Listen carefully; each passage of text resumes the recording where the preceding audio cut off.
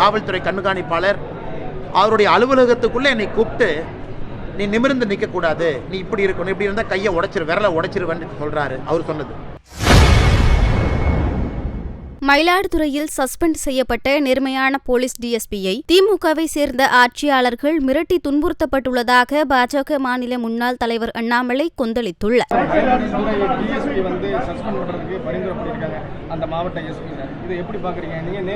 அந்த மாவட்டத்தினுடைய காவல்துறை கண்காணிப்பாளர் அவர்கள் மயிலாடுதுறையினுடைய டிஒய்எஸ்பி ப்ரொஹிபிஷன் விங் அவரை சஸ்பெண்ட் செய்வதற்கு நேற்று உத்தரவு பிறப்பித்திருப்பதாக டிவி மூலமாக நாங்கள் பார்க்குறோம். அந்த மயிலாடுதுறையினுடைய அந்த பர்டிகுலர் டிஒய்எஸ்பி அவங்க பேசும்பொழுது டெப்டி சூப்பரண்ட் ஆஃப் போலீஸ் 2 விஷயத்தை சொன்னாங்க.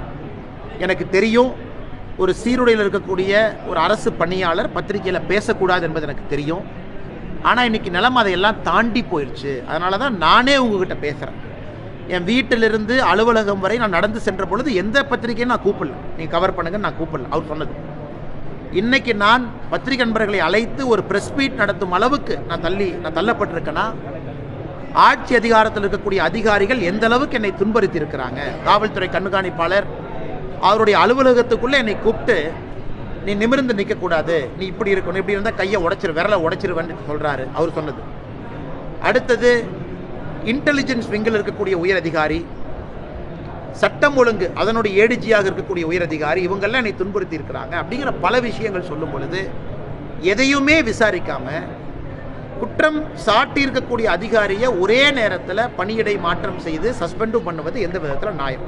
இரண்டாவது, அந்த அதிகாரியை பொறுத்தவரை அந்த ப்ரொஹிபிஷன், குறிப்பாக இந்த கள்ளச்சாராயம் என்ஃபோர்ஸ்மெண்ட், இதில் 1200க்கு மேற்பட்ட வழக்குகள் பதிவு செய்து 700க்கு மேற்பட்டவர்களை கைது பண்ணியிருக்கிறாங்க. அது ஓப்பன் ரெக்கார்ட், அதையும் நம்ம பார்க்குறோம்.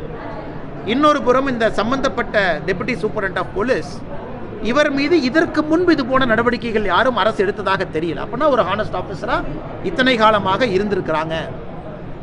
அதுவும் இவருடைய ஜீப்பை எடுத்துக்கிட்டதுக்கு அவங்க சொன்ன காரணம், முதல் நாள் இல்லை சிஎம் வர்றாங்க அதுக்கு வேணும், இன்னொரு நாள் உயரதிகாரி கொடுக்கணும்.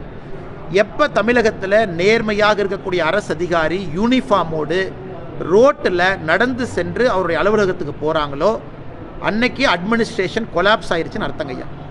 எனக்கு அதை தாண்டி நைட் ரவுண்ட்ஸுக்கு கூட வண்டி கொடுக்காம 2 வீலரில் போய் நைட் ரவுண்ட்ஸ் ஒரு அதிகாரி பார்க்கும் அளவுக்கு அவலம் இருக்குது.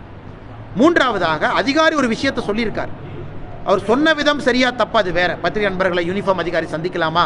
அவரே சொல்கிறாரு சந்திக்கக்கூடாது தான். ஆனால் வேறு வழி இல்லாமல் பத்திரிகை நண்பர்கள் நான் சந்திக்கிறேன். ஏன்னா நியாயத்தை யார் கேட்பாங்க? பத்திரிகை மூலமாக தான் என் நியாயத்தை நான் சொல்லணும். அப்படி இருக்கும் பொழுது குற்றச்சாட்டை எந்த விதத்திலும் கூட ஹேண்டில் பண்ணாமல், ஆராயாமல், உயரதிகாரி ஒரு ஐஜியோ என்னமோ அவங்க லெவலில் ஒரு என்கொயரி நடத்தாமல் ஒரு சாதாரண ஒரு அதிகாரியை சஸ்பெண்ட் பண்ணுவது முற்றிலும் முரணானது. ஏன்னா இவருக்கு அப்பீல் மெக்கானிசம் இருக்குது, கோர்ட்டுக்கு போகலாம், ஸ்டே பண்ணலாம், அது வேறு பக்கங்கண்ணா.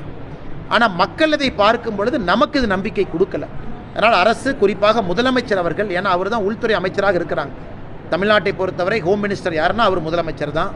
அவர் நேரடியாக இதில் தலையிட்டு அந்த சம்பந்தப்பட்ட டெபுட்டி சூப்பரண்ட் ஆஃப் போலீஸ் அவர்களுக்கு நியாயமும் நீதியும் கொடுப்பதற்கு உதவி செய்யணும். செய்திகளை உள்ளது உள்ளபடி தெரிந்து கொள்ள ரெஃப்ளெக்ட் நியூஸை சப்ஸ்கிரைப் பண்ணுங்க.